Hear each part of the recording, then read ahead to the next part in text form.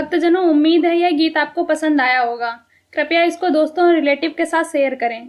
अगर आपको किसी भजन पर प्रस्तुति चाहिए तो कमेंट करें। हम आपके लिए इस चैनल पर उस भजन को प्रस्तुत करने का प्रयास करेंगे। अगर आपने हमारे YouTube चैनल को सब्सक्राइब नहीं किया है तो तुरंत सब्सक्राइब करें और बेल आइकन दबाना बिल्कुल ना भूलें। धन्यवाद।